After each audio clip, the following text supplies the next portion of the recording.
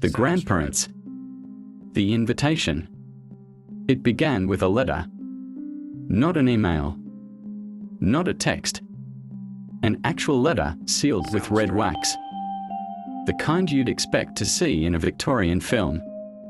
When Julia opened the mailbox that Thursday morning, she almost threw it out, assuming it was some kind of wedding invitation mistakenly sent to the wrong address. But her name was written clearly on the front, Miss Julia and Wayland, in care of Ronald Wayland and Margot Wayland, in ink that looked faded with age. Inside was a note on thick, yellowing parchment. The writing, in a spidery hand, read, "Dearest Julia, we trust this letter finds you well.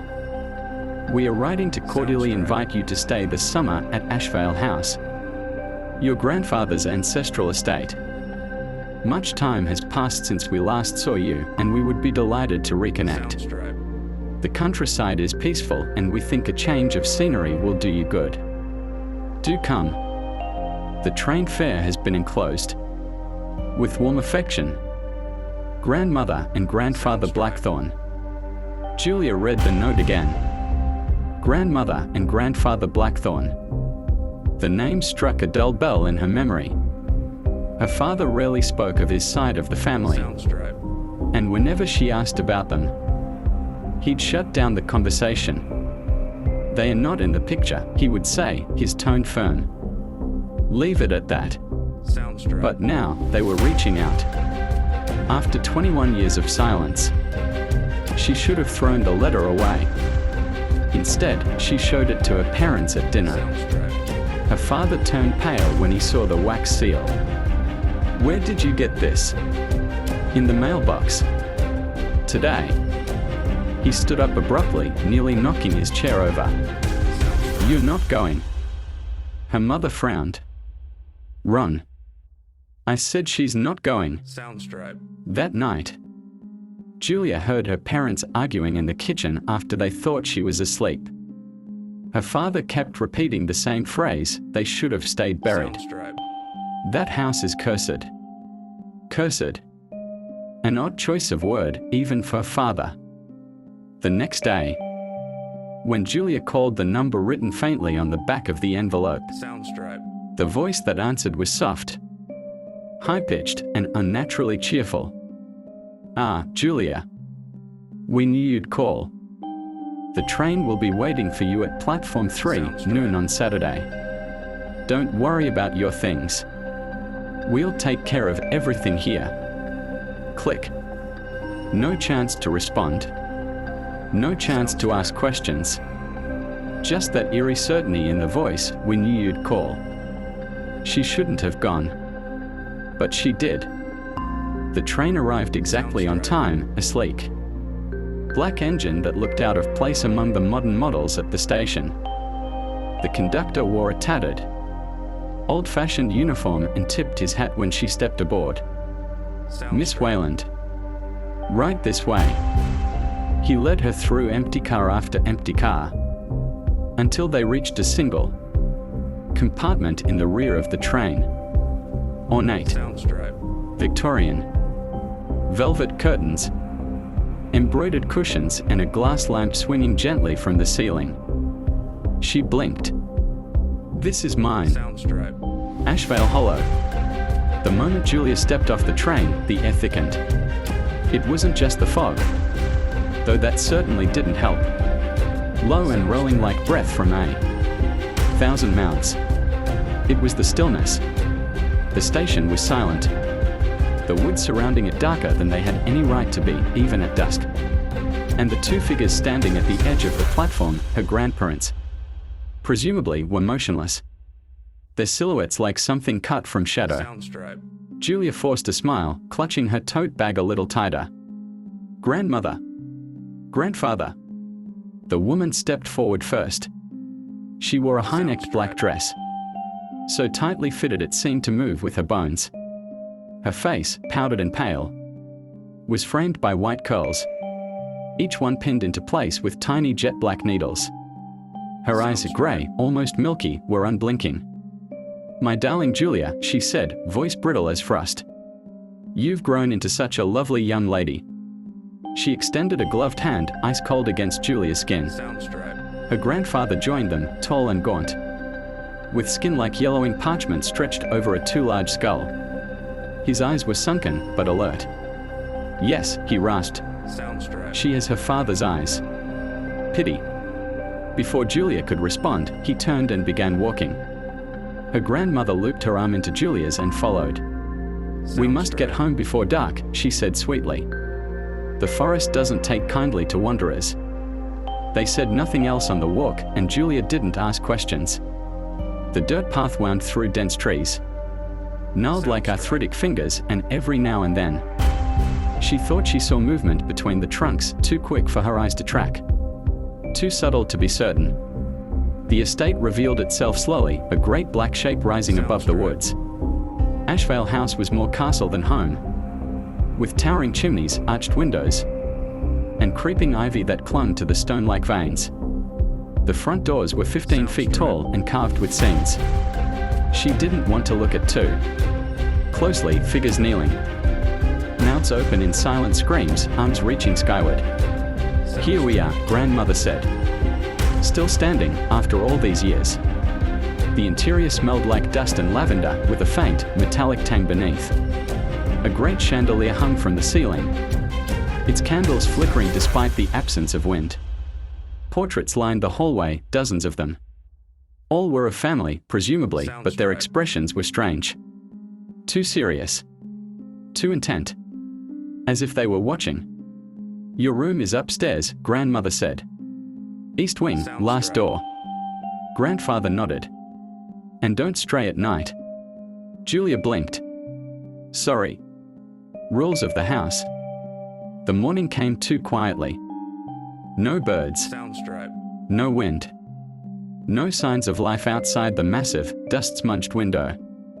Julia sat on the edge of her bed, arms wrapped around herself, replaying the image of the hallway thing in her mind. Had it really smiled at her? Had it even been real? She didn't open the door until sunlight, if the pale grey wash could be called that, filled the room. The hallway looked normal. No sign of the creature, no odd sounds, no shifting shadows. But the air still felt wrong. Heavy. Like the house was watching. Downstairs, she found her grandparents sitting in a grand, wood-paneled dining room. A long oak table stretched between them, and in front of her seat was a porcelain plate stacked with warm, buttered scones and a cup of black tea steaming gently. Sleep well? Grandmother asked, sipping from her own cup. Julia hesitated. Not really. I thought I saw something last night. Grandfather looked up. Did you leave your room? She hesitated. I opened the door, just for a moment. His expression darkened. Do not open your door at night. Julia opened her mouth to respond, but grandmother's voice cut in, cheerful and bright. There are rules, my dear. Old ones. Not difficult to follow. If you listen carefully, you'll be just fine. What kind of rules? Julia asked. Grandmother raised a thin finger and ticked them off. 1. Never open your door after midnight. 2. Do not speak to the portraits. 3. If you hear your name being called from outside, do not answer. 4. Never go near the cellar. And 5. She smiled now, her teeth small and white. If you see something that looks like us, but isn't, run. Julia blinked. You're joking. Grandfather stood slowly. She's not. The rest of the day passed in strange, dragging silence. Her grandparents disappeared after breakfast, no explanation. No indication of where they'd gone. Julia wandered through the house. Room after room filled with ancient furniture. Moth-eaten curtains, cracked windows. The portraits were the worst. Each room had at least one, and all of them seemed to watch her as she passed. She tried speaking to one, just once. It was a young woman in a black veil, sitting stiffly in a chair, hands folded in her lap. Her painted eyes were bright and blue. What happened to you? Julia whispered. For a second, just a second, the air behind her grew cold. She turned, expecting someone to be there. There wasn't. When she turned back to the portrait, the woman's eyes had changed. They were green now. Julia didn't speak to the portraits again. She spent the evening reading an old novel she'd found in the upstairs library, trying to ignore the sound of faint thumping from the walls. Once, she swore she heard breathing in the room with her. But when she looked up, nothing moved except the shadows. At 10 p.m., she went to her room. At 11:30, she locked the door. At midnight, the whispers returned. The locked door. By morning, the whispers were gone. But their presence lingered like smoke. Julia left her room with trembling hands, her eyes scanning the hallway for anything out of place. The house looked ordinary. If a decaying manor filled with antique horrors could be called that. But nothing about Ashwell House was ever truly still. The floors creaked even when no one walked on them. The walls breathed when she wasn't looking. At breakfast, only grandmother sat at the long table, stirring something red into her tea. Grandfather won't be joining us today, she said, not looking up. He's resting. Julia sat down slowly. The food was already prepared: toast, jam, boiled eggs. She noticed something odd: there was no silverware. Just her hands. She picked at the toast. I heard something again last night. A voice. Oh? Grandmother's tone was light, but her stirring hand stopped mid-circle. It sounded like my father. This made her look up. I see, she said quietly. They are learning you. Who is? Julia whispered. But grandmother only smiled and returned to her tea. That afternoon, Julia wondered again. The house didn't have a consistent layout. Hallways seemed longer than they should be. Rooms moved.